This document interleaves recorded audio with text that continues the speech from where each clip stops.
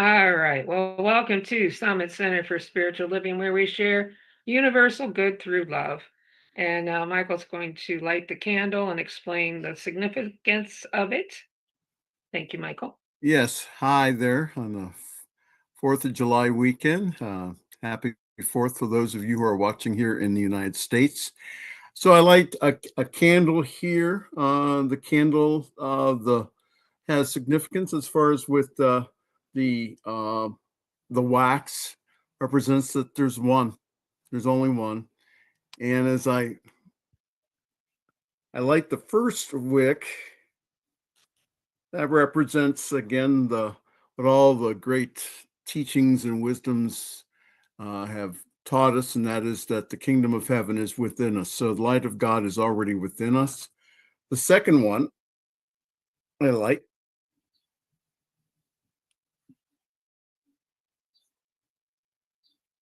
come on, there you go, is that of community. And again, as you can see, that there's a greater light as we do that. So thank you. All right. Thank you. And I'm going to turn this over to John to lead us in a song. And John, reminder to put your musician stuff on. So, and you are muted at the moment. So.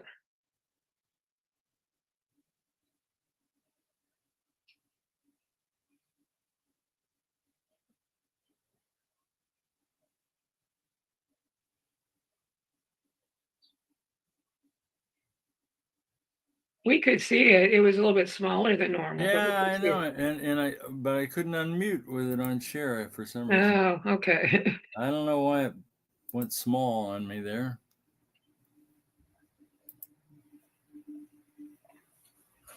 I don't know. Nothing I can do about it, I guess. Okay.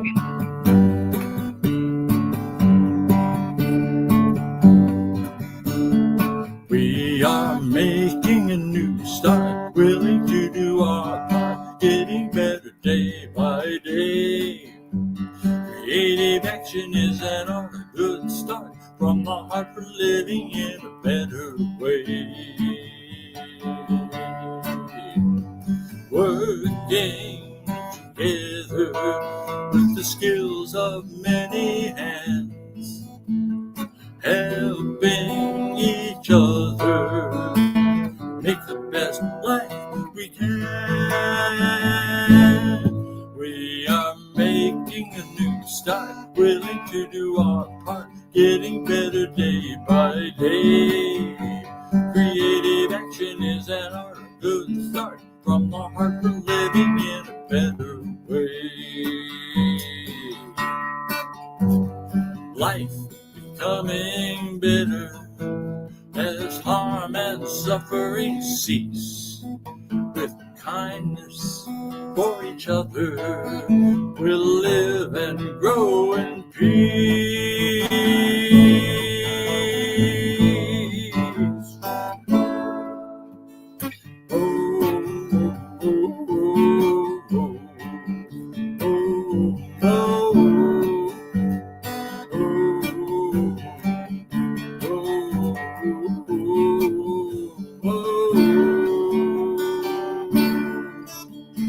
Making a new start, awareness growing here and there, as we care for one another, love flowers everywhere.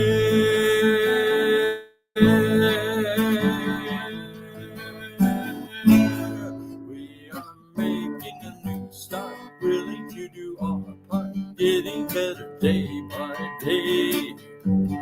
Creative action is an art, a good start, from the heart for living in a better way.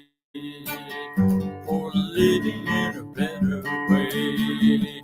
For living in a better way. All right. Well, thank you, John. And Michael is going to go ahead and do the reading from the Science of Mind 365. Yes, good morning, everyone. Good to see everyone this morning. Yes, so we are on. Uh, it's already a half a year has gone by. Isn't that amazing? But we are on July the 6th. And we're reading today from Science Mind 365. And it says, I am comforted by the promises of God. I am comforted by the promises of God. You can say that to yourself quietly. I am comforted by the promises of God.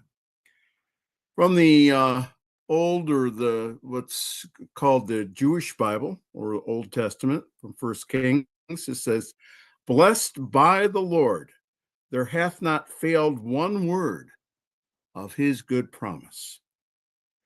And Dr. Holmes's commentary, Ernest Holmes, wrote, the Bible is filled with divine promises revealed through the spiritual intuition of great souls. We are promised long life and happiness, riches and abundance, health and success. The Bible contains more promises than any other book ever written and tells us to accept that these promises are not vague, uncertain things. More particularly, it tells us that these promises are being fulfilled right now in the day in which we live. Beloved, we are now the sons of God. We need not wait to enter into the fulfillment of these promises. They are eternally given and wait only for our acceptance. This acceptance is a mental as well as a spiritual act. It is the mind accepting its highest hope in the complete confidence, placing its entire reliance on a power that's greater than itself. So know with me in your heart, today I accept the divine promises. I accept them with the simplicity of a child, with the joy of one who receives his good and grateful acknowledgement of the all-sustaining beauty. I accept divine guidance watching over me. I accept now the enveloping presence of the life that sustains me. I accept the beauty and the peace of this presence. I accept happiness and success. I accept happiness and wholeness. I accept love and friendship. I realize that what rightfully belongs to me also rightfully belongs to everyone else. So therefore, I promise myself and all others to live as though the kingdom of God were at hand for all people. I accept a good beyond my fondest imagination, beyond my greatest dream, knowing that this good that I accept will flow through me into complete expression. He shall give to me even more abundantly than I have asked. For the promises of God are certain as life, immutable as law, as personal as the air that I breathe. Today, I accept my good. Science Mind 365. All right. Thank you so much. And John's going to be our speaker today. Is Deb here by chance, John? Hello, Deb. Time for our meditation. Yes, it's time for our meditation. So I'm going to let John go ahead and lead us into that.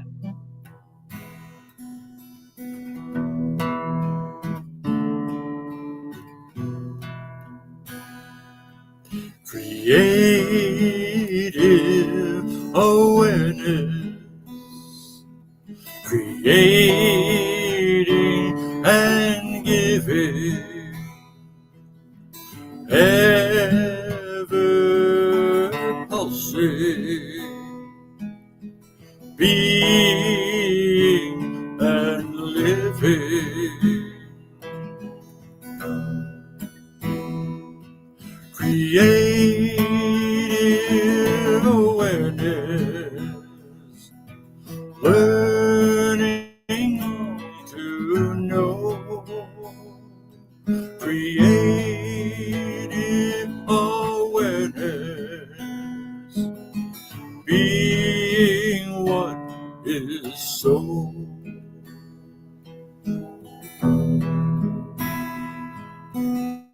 Being loving, helping one another, loving kindness, caring for each other, creative awareness, learning all to know, creative awareness, being what is so.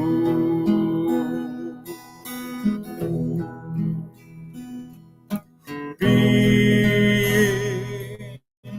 what is so. So as we think about creative awareness and realize that is being what is so,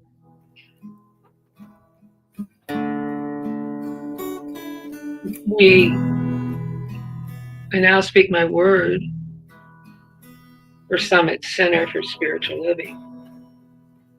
I know that each and every person that is a part of us, they're with us, or is seeing us, or now or later, that love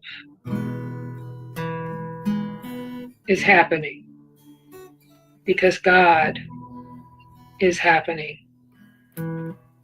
For God is peace and love, joy and wholeness and completeness and perfection, beauty and power, light and life, wisdom. God is all there is. Spirit is through all, in all, as all. So not only is it in me, it's in each and every other person around that's hearing these words. It's everybody around us, even our neighbors, our down the street, across town, across the state, around the world. Her spirit is everywhere. It's in the beauty of nature, the trees, the birds, the grass, the sand, the snow on the mountains, the oceans, the animals, the insects. It is everywhere. It's in the sun, in the moon, the stars, everywhere. So as we recognize this, we unify with all that God is. We become one with it. We already are one with it, but we acknowledge it. Acknowledge that oneness. Acknowledge that forever feeling, that forever being, that we are one with Spirit and one with each other. And so I now claim for Summit Center for Spiritual Living that peace and love, joy and harmony, light and life, wholeness, completeness, perfection, beauty and power, wisdom, abundance and prosperity is happening for each and every single person. Each and every person in the world. And I also know and claim for John, who is not only doing our music today, that he's also the speaker, and know that his words are God's words. Thank you for Deb being here, and Michael, Kyle, Hannah doing the Facebook feed. For everyone that is present that we see, but there are, like I said, there are others either that may not be on the call itself, but are getting this message. So I give thanks. I give thanks for all the good that is happening right here, right now. That beauty, that power, that love and light, that wholeness, that completeness, that perfection, prosperity and abundance. I give thanks. So I release my word. I know it never comes back to me void. It always goes out and it happens. So just by speaking my word, good is happening right here and right now. So it is, and so I let it be. Amen.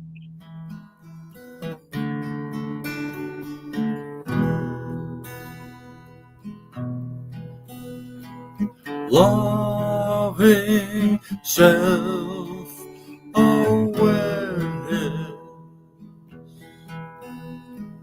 seeking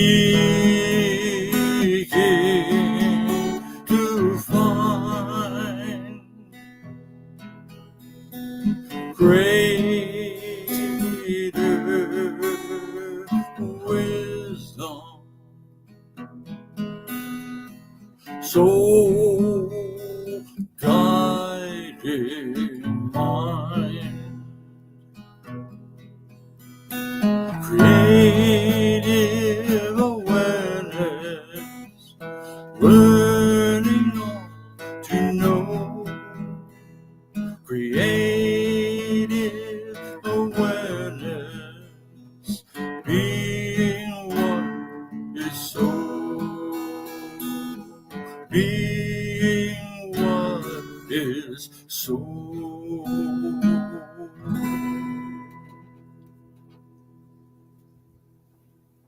So as we come back to the room and open our eyes, please also open your cameras and look at each other's eyes and see spirit within each and every one.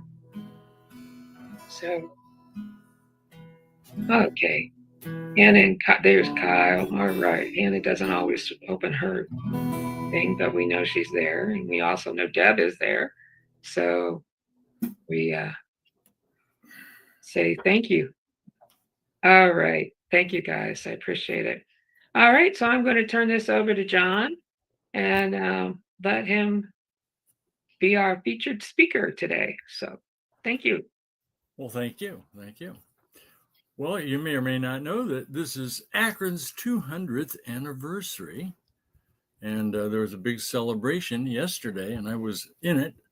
I volunteered to participate in the parade and also volunteered to do the walking minstrel gig like I used to do at Quaker Square when it first opened. So I walked all the way through town playing my guitar and singing my song about Akron, which I'll sing for you later. But I wanted to give you kind of a semi-personal autobiographical history of Akron. Slight self-involvement, but Akron is the fifth most populous city in Ohio, with a population in the 2020 census of 190,469. I don't know who that 469th person was, but that's almost 200,000. While the Akron metropolitan area has about 702,000 residents, and Akron is located on the western edge of the glaciated Allegheny Plateau. So we're still part of the Appalachian system. The land that is now Akron was the home of numerous native tribes for thousands of years. The territory was technically owned by France under the papal doctrine of conquest, but the Native Americans didn't see it that way. And as you know, I had Ohio Shawnee ancestors. They had actually experienced being chased out of Ohio by the Iroquois Confederation in the, I believe, the 1500s. Yeah, and then later in the, maybe in the 1600s, 1550, yeah, about 1555, I think. And then they came back in the 1700s to settle back in Ohio from the south, and that included my ancestors of the Chief Pucashinwa's family, including Tecumseh. But I'll tell you a little more about Tecumseh in a minute. After the French and Indian War, the land was ceded to Britain. And then following the American Revolutionary War, the Treaty of Paris of 1783 ceded the British claims to territories west of the Appalachian Mountains to the new Confederation of States. Well, meanwhile, the natives were not happy with the settlers that were encroaching on their territory. And there were many battles, and some of my ancestors fell in battle. Chief Pucashinwa and his son, Chief Cheesecaw, both died fighting in settler battles. Later, Tecumseh became famous for being a native orator who went around trying to drum up resistance to the settlers among natives all over the United States of the time. And actually, they fought in the Revolutionary War against the U.S. and on the side of Britain, and again in the War of 1812. And that's where Tecumseh was killed in the War of 1812. But the Northwest Ordinance of 1787 helped to organize these new American territories. And in 1803, Ohio became the 17th state, the first one carved out of the Northwest Territory. Then in 1797, Moses Warren ascended the Cuyahoga River from Cleveland. He was a surveyor, and he made his way to the modern-day Merriman Road area of Akron and surveyed the exact location of the Indian Trail, which had then been designated as the western boundary of the Western Reserve and actually of the United States itself, the Portage Path. And as many as 250 native people lived in the Cuyahoga Valley at the time that the Europeans first arrived here. By 1806, General Simon Perkins of Connecticut had surveyed much of the Western Reserve. The area that presently constitutes Summit and Portage counties was part of the original Jefferson County, which had been organized under the Northwest Ordinance. In 1800, it was made part of Trumbull County. And then in 1807, the Ohio legislature created Portage County, which encompassed most of present-day Summit County. So they kept narrowing, smallerizing the counties from giant size down to more bite-sized territories. In 1807, a sea captain, Joseph Hart, was the first settler of a new town called Middlebury at the falls of the Little Cuyahoga River. That runs right through Akron here, or up that way. The first pioneer settlement was at the foot of Market Street at Case Avenue, near where Goodyear eventually located. With Aaron Norton as a partner, Captain Hart built a grist mill and ignited the growth of Middlebury, which soon included 16 stores, a sawmill, a carriage manufacturer, a machine shop, a steel furnace, a pottery, a cabinet shop, a woolen factory, and a shop where fireplace matches were made. All things important for society at that time. In 1809, Richard English Parker, my great-great-great-grandfather, became the first settler birth in Bath Township, where his family made their home in what is now part of Akron, near Sand Run and the Cuyahoga River, down there where Smith Road comes into Riverview Road. The Parkers developed lumber and farming operations, and then later my great-grandfather had a wagon shop in the 1890s. Another early settler in the Akron area was Major Minor Spicer. I think he was a major and his name was Minor. And he came from Groton, Connecticut, built a log cabin in the forest in 1810 and became the region's first citizen on land now owned by the University of Akron. So he was over and now, of course, that's called Spicertown. And in June of 1811, Spicer sent for his family that came out that same year by ox teams accompanied by Captain Amos Spicer, I guess one of his military relatives, maybe his son, and Paul Williams.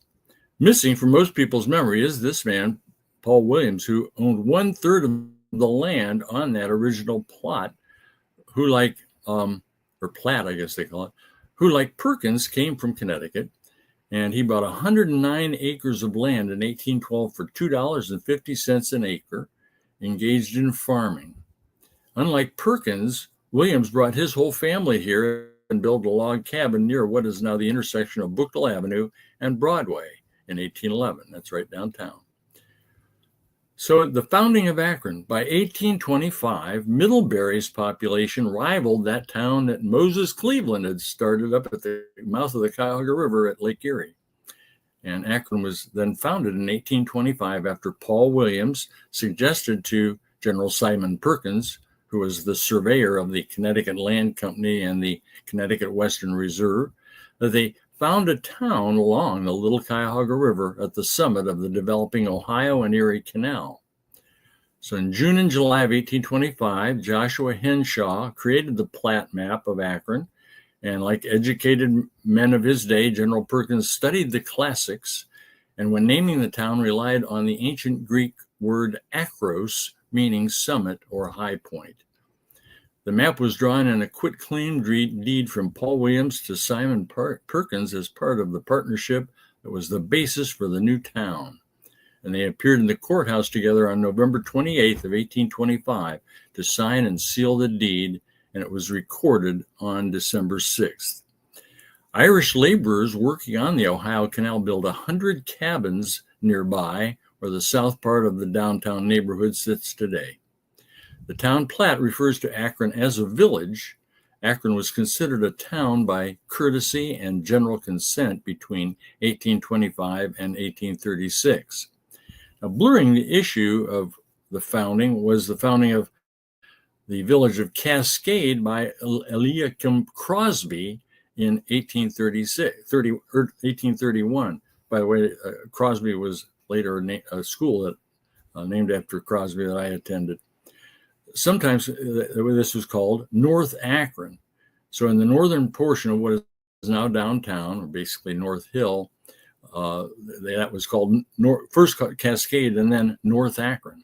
So then South was added to Akron's name to distinguish the two, and until about 3 years later when the two were merged into one town and became an incorporated village in 1836.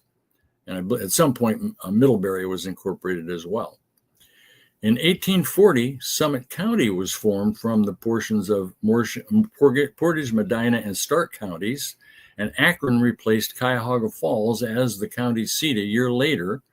Cuyahoga Falls was 13 years older. That was founded in 1812. I remember the Cuyahoga Falls sesquicentennial in 1962, and they of course had their bicentennial in 2012. And then another canal was came in connecting to Beaver, Pennsylvania. I think that was just called the Erie Canal, and that helped give birth to the stoneware, sewer pipe, fishing tackle, and farm equipment industries. In 1844, abolitionist John Brown moved into the John Brown House across the street from business partner Colonel Simon Perkins, who lived in the Perkins Stone Mansion. And of course, you can visit both those today as museums. The Akron School of Law of 1847 founded the city's public schools, whom I used to work for, and created the K through 12 grade school system that was the model used in every U.S. state. The city's first school is now a museum on Broadway Street downtown near Exchange. The school my grandmother and her brother and sister attended in West Akron, which was then in the 1880s and 90s, that was considered part of Fairlawn. And that school is still standing. You can see it in a little park across the street from the house I used to live in. I used to be able to look out the kitchen window or living room window and see the little school right across the street. Notable historic events in Akron include the passage of the Akron School of Law of I already read that. Although the town plat was filed in December, July has always been the month of choice. nicer weather, for celebration. The centennial and sesquicentennial celebrations held in 1925 and 1975 were in July, and the 175th anniversary was in September of 2000. So this year's bicentennial is a year-long series of events. It began last December, and they had opening ceremonies, and it will conclude this coming December 6th with on the actual anniversary date of the filing. But between the 1850s and the 1890s, the Ohio Women's Rights Convention came to Akron in 1851, and Sojourner Truth extemporaneously delivered her speech named "Ain't I a Woman" at the Universalist Old Stone Church. Ferdinand Schumacher bought a mill in 1856. In the following decade, mass-produced oat bars for the Union Army during the Civil War. These continued to sell well after the war, and he later merged part of his cereal ventures with another to form the Quaker Oats Company. One of his descendants, by the way, I used to pass by the Quaker Oats when it was still in business downtown with my mom and hear the what she called the cannons shooting off the puffed rice and puffed oats and so on in the factory down there. One of the descendants of Schumacher started a kindergarten, and later an Akron school was named Schumacher, where I went to kindergarten. Akron was incorporated as a city in 1865. In 1870, a local businessman associated with the church, John R. Buchtel, founded Buchtel College, which became the University of Akron in 1913. And Buchtel, as far as I know, Buchtel Hall is still standing in the original building. Philanthropist Lewis Miller, Walter Blythe, and architect Jacob Snyder designed the widely used Akron Plan, debuting it at Akron's First Methodist Episcopal Church in 1872, a design for churches, and numerous Congregational Baptist and Presbyterian churches built between the 1870s and World War I used this plan. In 1883, a local journalist began the modern toy industry by founding the Akron Toy Company. A year later, the first popular toy was mass-produced clay marbles made by Samuel Dyke at his shop at where Lock 3 Park is right now. And they came up with other toy inventions, including rubber balloons, ducks, dolls, balls, baby buggy bumpers, and little brown jugs. In 1895, the first long-distance electric railway, the Akron, Bedford, and Cleveland Railroad, began, and the Boston Daily Globe referred to Akron with the nickname Summit City. And to help the local police, the city deployed the first police car in the U.S. that ran on electricity. Well, my grandmother was born in 1883, and she, I don't know, ended up with some of those marbles because I had a whole bunch of marbles as a kid. But she grew up in the 1880s and 90s, and then as she got to be a teenager, she became a child care worker, having helped raise her younger brothers and sisters, and a seamstress. And then she lived with the Miller family, who was Thomas Edison's wife's parents, and was the governess for the Edison children whenever they came to town. Moving into the 1900s, a long history of rubber and tire manufacturing carried on today only by the Goodyear Tire and Rubber Company and Bridgestone gave Akron the nickname Rubber Capital of the World. It was once known as the center of airship development as well. And the American trucking industry was born through Akron's rubber capital because the four major tire companies, Goodrich, founded in 1869, Goodyear in 1898, Firestone in 1900, and General in 1915 were all headquartered in the city. So they were trucking the tires out around the country from here, and that began the trucking industry. And then my friend Irene Seiberling Harrison pulled the lever to start the machinery at Goodyear at the age of 8. That was her dad's business. And she was later a strong voice in the natural health and anti-fluoridation movement, and I knew her very well. My grandmother may have known her as a girl because the Edison children the families, Edisons and Saberlings were friends, and they spent a lot of time together. The numerous jobs of the rubber factories provided for deaf people. I guess they didn't have to hear the loud noise of the rubber machines going, but that led to Akron being nicknamed the Crossroads of the Deaf. A lot of deaf people came here to work. Rubber companies responded to housing crunches by building affordable housing for workers. Goodyear's president, Frank Seiberling, built the Goodyear Heights neighborhood for employees, and then Harvey S. Firestone built the Firestone Park neighborhood for his employees. And I've lived in both of them. I'm living in Firestone Park right now. During the 1910 to 20 decade, Akron became a boom town, America's fastest growing city of that period. It doubled with a 201.8% increase in population. And there were, at that time, 208,000 citizens. Almost 1/3 were immigrants and their children from places including Europe and also West Virginia. And a lot of people called Akron the capital of West Virginia. My grandfather lived in Belpre, Ohio, across from Parkersburg, and he moved up here for opportunity, and he found it. He became a trolley car conductor and then got a job at Firestone, worked his way up to supervise a whole plant at Firestone. On Easter Sunday, 1913, 9.55 inches of rain fell, causing floods that killed 5 people and destroyed the Ohio and Erie Canal system. From 1916 to 1920, 10,000 schoolgirls took part in a successful Akron experiment, testing iodized salt to prevent goiter in what was known as the goiter belt because of the lack of iodine in the soil. In 1914, Marcus Garvey founded the Universal Negro Improvement Association in Kingston, Jamaica, and a branch opened in Akron in 1921. Akron again grew when Kenmore was annexed by voter approval in November of 1928.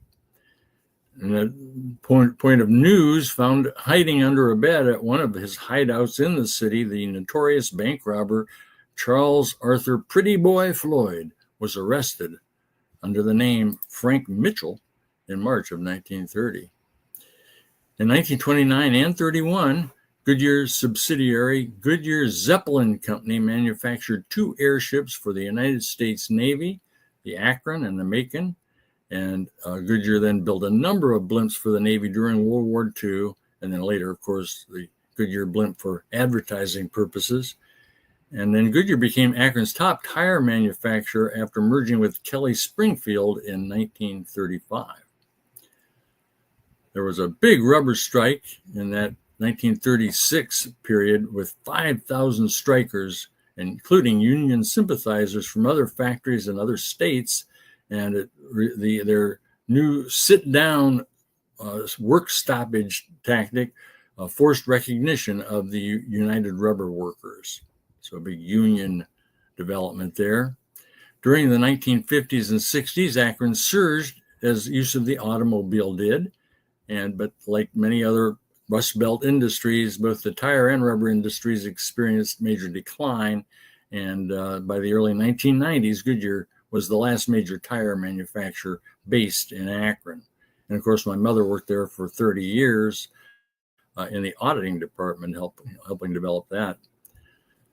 Other notable occurrences in Akron, the founding of Alcoholics Anonymous, and then thereby the 12-step programs.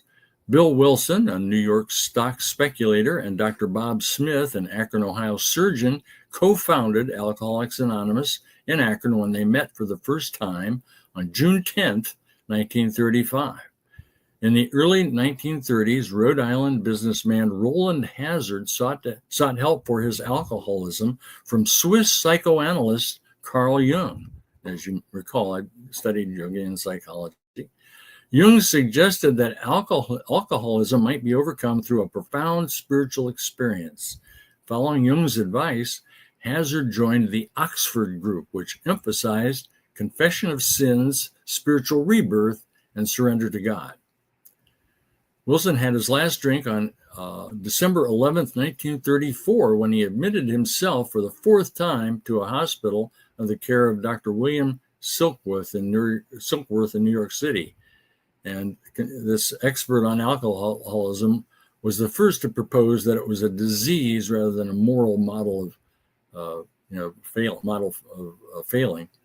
During his hospitalization, Wilson had a spiritual experience that he described as breaking the bond of his addiction.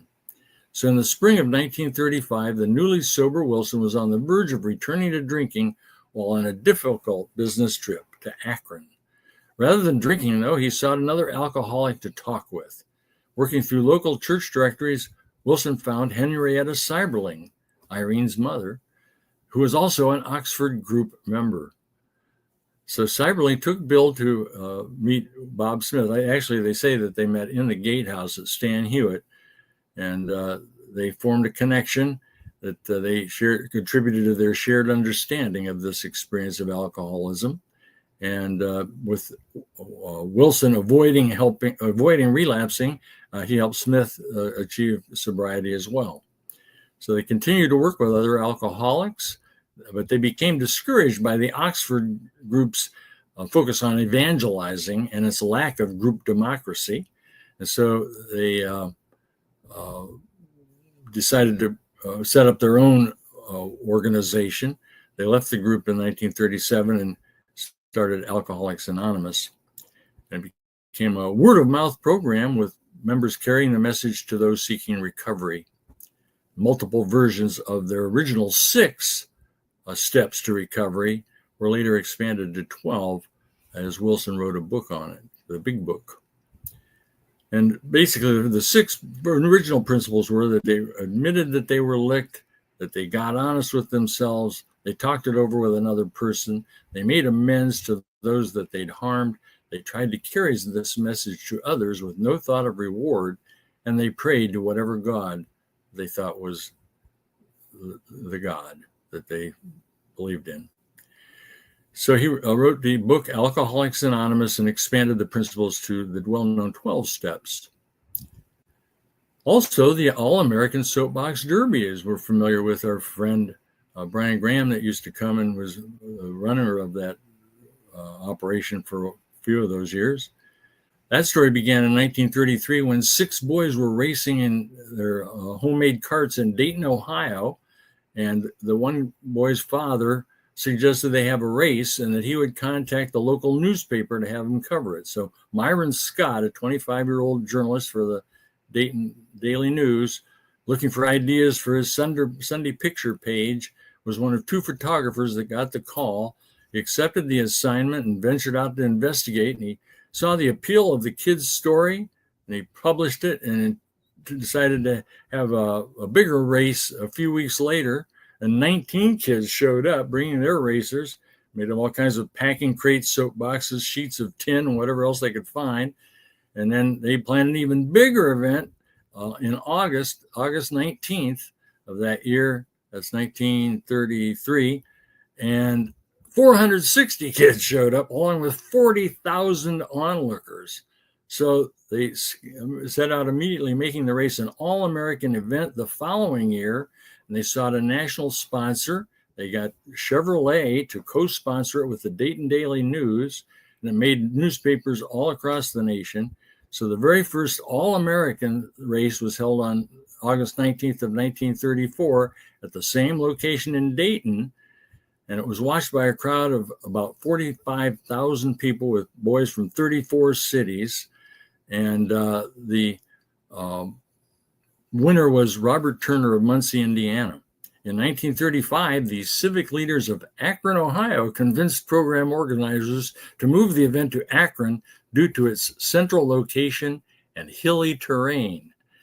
And a long eastbound grade on Talmadge Avenue, located at the east end of the city, and the site of the 1934 Akron local race, was used for that year's national event, and the date was set for August 11th. And then before long, they built Derby Downs. Within a year of the inauguration, tens of thousands were constructing racers, and they added the inducement of a college scholarship, and they brought Derby champs in for many, many years to Akron to race down Derby Downs. Chief among those spearheading the project for building Derby Downs in 1936 was Brian Shorty Fulton, manager of Akron's Fulton Airport, now named after him, and Jim Schlemmer, sports editor of the Akron Beacon Journal. He was still writing when I was a kid, Jim Schlemmer, and Shorty Fulton was the father of my high school American history teacher. A lot of little connections. Racial history. The city founder, Simon Perkins, actually negotiated a treaty with Native Americans to establish a mail route from the Connecticut Western Reserve to Detroit in 1807. And that was an early example of historic humanitarian efforts coming out of Akron. Aside from being part of the Underground Railroad when active, John Brown was a resident. Today, there are the two landmarks I mentioned earlier, the John Brown House, and the John Brown Monument. But during the 1851 Women's Rights Convention, Sojourner Truth was here. In 1905, there was a statue of an Indian named Unk erected on Portage Path, part of the effective western boundary, as we mentioned. Summit County chapter of the Ku Klux Klan, though, reported having 50,000 members, one of the largest chapters in the country. So at some point, the sheriff, county officials, mayors, judges, county commissioners, and most of the school board members were members of the Klan. So I didn't know that. And eventually its influence in city politics subsided after the Wendell Willkie arrived and challenged them over it. He was, I believe, spearheaded a movement of improvement in our nation back in those days. But there were also race riots in 1900 and the Worcester Avenue riots of 1968. We also have the National Inventors Hall of Fame in 1987, a patent attorney that went to my high school, the representative from the National Council of Patent Lawyers, Ned Oldham, led the drive to move the National Inventors Hall of Fame to Akron from Virginia, near Washington, D.C., and it was here for a number of years. And then they built a new hall for it called an Adventure Place. The museum eventually moved back to Alexandria, Virginia, but the building they built is now the National Inventors Hall of Fame STEM Middle School for Akron Public Schools. So in any case, Akron is a city of invention. We have the rubber industry moved into the polymer industry, and now the Goodyear Polymer Center at the University of Akron makes that one of the top polymer research centers of the world, and they call it Polymer Valley. And that consists of 400 polymer-related companies, with 94 of them located right in the city. The Akron then is considered a high-tech city and was added, given its designation of City of Invention, added to the seal that they got for being an All-America city for the third time. In 2013, Goodyear Tire and Rubber Company opened its new global headquarters, and Bridgestone built a new technical center with its R&D facility. And also, the city continues to deal with the effects of air and soil pollution from its industrial past, from contaminated soil. PCB-laden fumes were put into the air by an electrical transformer deconstruction operation. And so cleanup of the site as a Superfund site began in 1987 and ran till 2000 to try to clean things up. But the spiritual aspect of all this, we had the native spirituality of the many centuries of native presence here. And then we had frontier Christianity as the settlers moved in. Actually, the church I grew up in, the Disciples of Christ Christian Church, was considered the frontier church because it was kind of a universal service that people of the different denominations like Congregational, Methodist, Presbyterian, and so forth could all agree on. So they ran this disciples type of service around the campfires as they moved west and so on, and then established the disciples churches on across the country. Later, New Thought came in the later 1800s, and of course, we mentioned the Universalist Church back there in the middle of the 1800s. Unity came in the early 1900s, in the teens, I believe, and they had their 100th anniversary several years ago. So they've been in Akron over half of its history. The 12-step programs came out of the New Thought movement, really. And then we had the revivals, like Rex Humbard, when he came to town and set up his revival tent, and then decided to stay and opened the Calvary Temple in Cuyahoga Falls, and later built the cathedral. And then you had Ernest Angley, you had the Billingtons with the Baptist Temple, you had the chapel at Fur Hill and by Akron U, that's real big. All these giant mega churches. And then televangelism started here with Rex Humbard and Ernest Angley. And so you have a lot of spiritual activity, but it also then was a fertile ground for the growth of holistic spirituality with the sort of the New Age movement that cropped up in the 1960s and 70s and on, and the holistic health movement that I've been a very instrumental part of. And of course, Summit Center, which is 25 years old and has been in Akron for 1/8 of its history. Well, now I would like to share a few photos that I downloaded to finish this up. So let me see if I can bring those up. First, we have, if you can see this, a representation of Akron back in the early days when the canal was finished in a drawing. Here is a picture of the Schumacher Kindergarten. I believe that's Mrs. Schumacher, probably. I'm not sure which one, but look at the outfits these little kids had to wear to school. It was pretty stiff movement, I would think. And then this is Scudder General Store in 1897. And the reason I have a picture of it is it was nearby to my great-grandfather's wagon shop in 1897. And there's a picture of my family in 1905. We started having regular reunions in 1925, and this year is our 100th anniversary of our regular annual reunion on the closest date to Uncle Gene's birthday, August 18th. He was the one that started Rose Hill Cemetery. Here's a march of Modern Woodsmen of America in a 1908 Akron parade.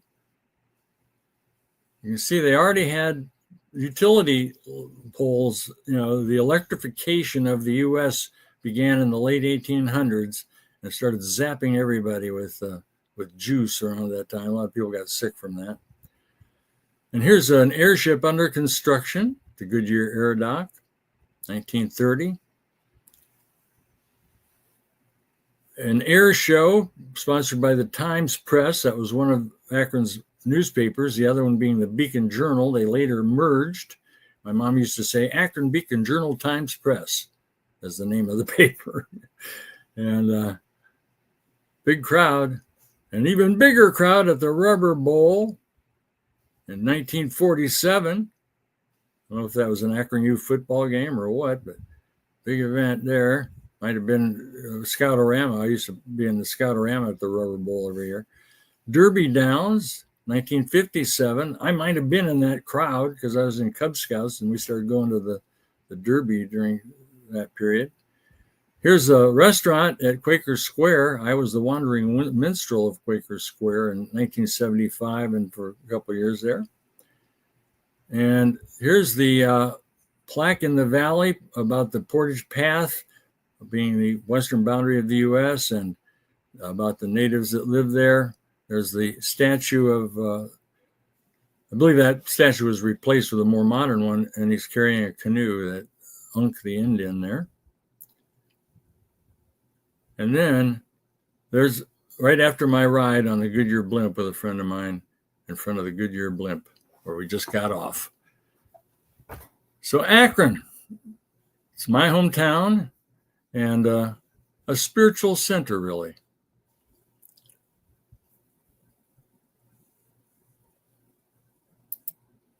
That was very good, John.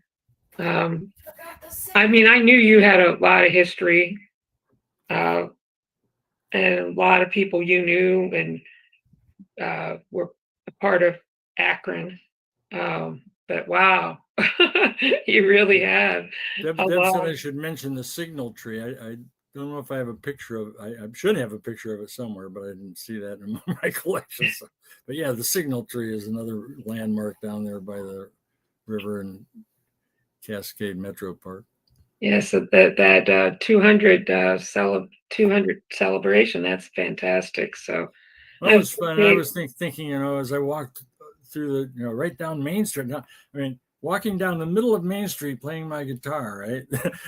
For the folks of Akron, it was kind of exhilarating. And thinking, like, how many people are in the crowd saying, that guy was my algebra teacher. That guy was my house parent at the children's home. That guy was my Sunday school teacher.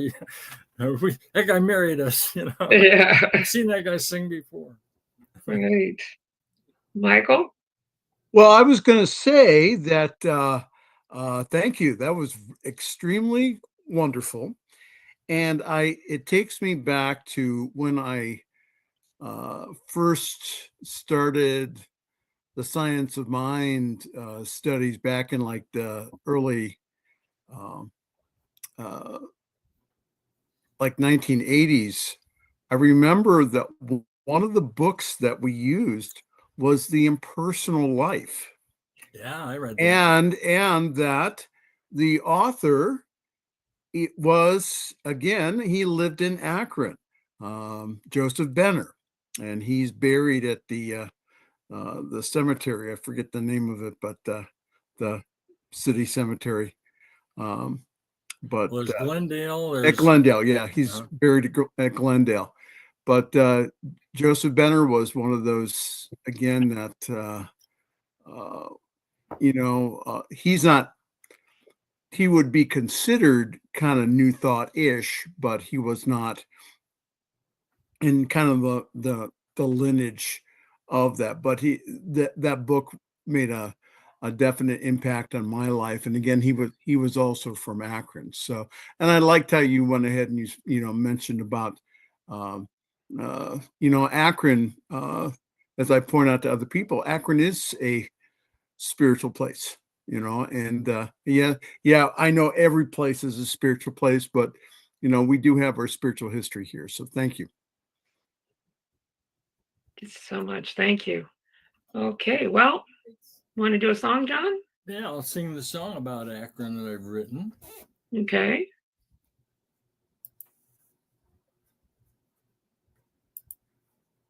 Been having trouble keeping my guitar in tune now, so I'm gonna take a second here.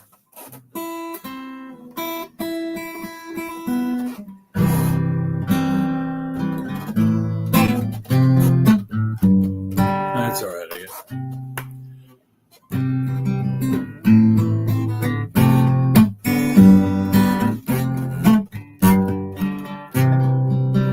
Between the Cuyahoga and the Tuscarawas to the south, rich with animals, trees, and streams, native people live for centuries with their families, skills, and dreams.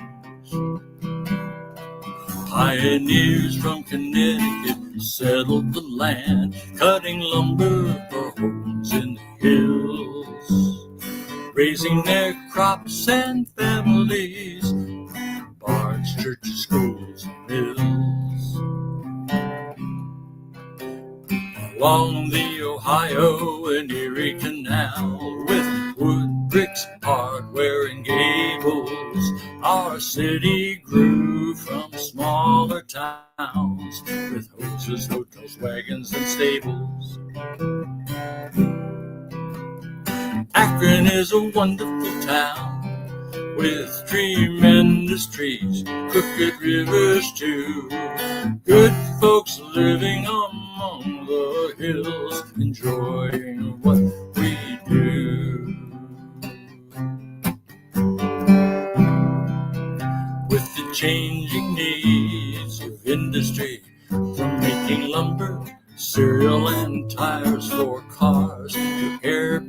blimps and polymers, and on into space for the stars. Akron is a wonderful town with tremendous trees, crooked rivers too. Good folks living among the hills, enjoying what we do. Pro bowling, golf, and baseball, soapbox derbies, and a zoo. Marathons, museums, support groups, parks, and plays. Hall of Fame inventors, athletes and musicians, a great orchestra, artists and ballets. Akron is a wonderful town with tremendous trees, crooked rivers too. Good folks living among the hills, good folks working among the hills, good folks playing among the hills, enjoying what we do.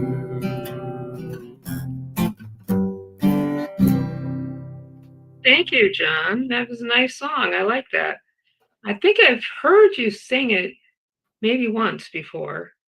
But yeah, that's a great song. So thank you. Well, I've expanded it, this year and tweaked it a little bit. Yeah, you're always tweaking your songs, but that's great. All right, so it is that time where we have the opportunity to give. So there are a couple ways you can do that. You can go to Zelle, or you can go to PayPal, and you would go to sscofakron@gmail.com and give that way. Or you can write a check or a money order and make it out to Summit, and send it to 1199 Lexington Avenue, Akron, Ohio 44310. And so with that, we're going to symbolically take our gifts right top over left, and just know that all that we have, all that we give, is blessed in a very special way, that it goes back to the work of Summit Center for Spiritual Living, and it goes to the truth that sets us free. And so it is. Amen.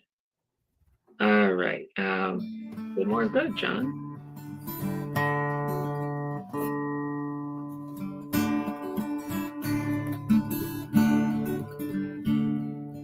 Good more good is mine, and ever increasing good is mine.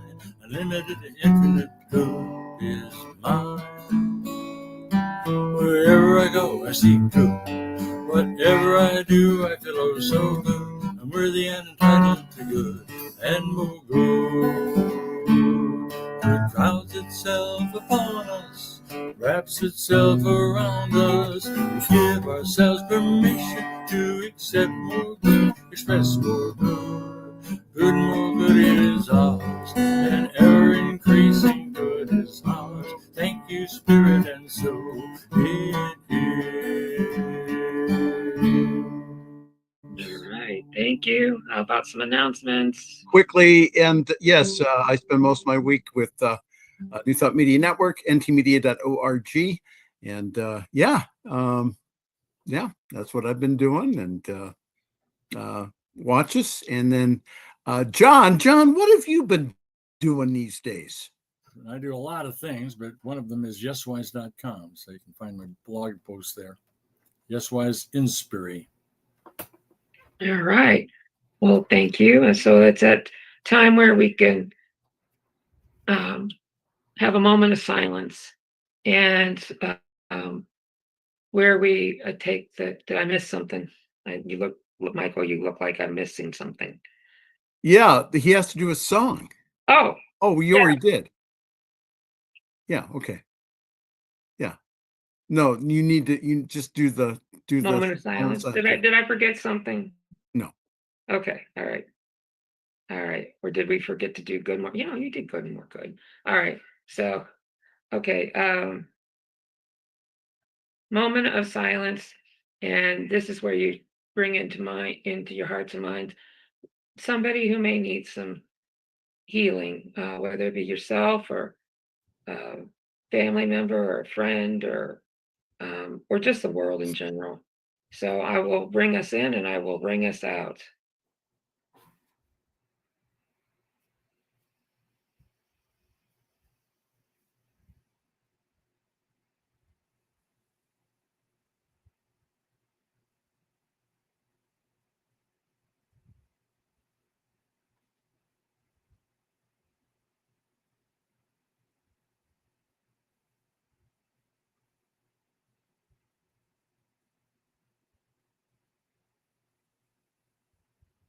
Light of God surrounds us. The love of God enfolds us. The power of God protects us. The presence of God watches over us. Wherever we are, God is, and all is well.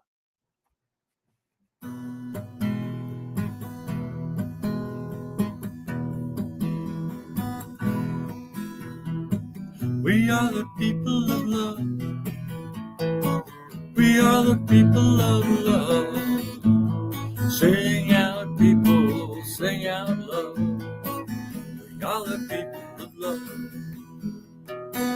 We are the people of peace. We are the people of peace. Sing out, people, sing out peace. We are the people of peace. We are the people of joy. We are the people of joy. Sing out, people, sing out joy. We are the people of joy. We are the people of love. We are the people of love. Sing out, people, sing out love. We are the people of love. We are the people of love. And join us next week with when Deb is going to be our special guest speaker.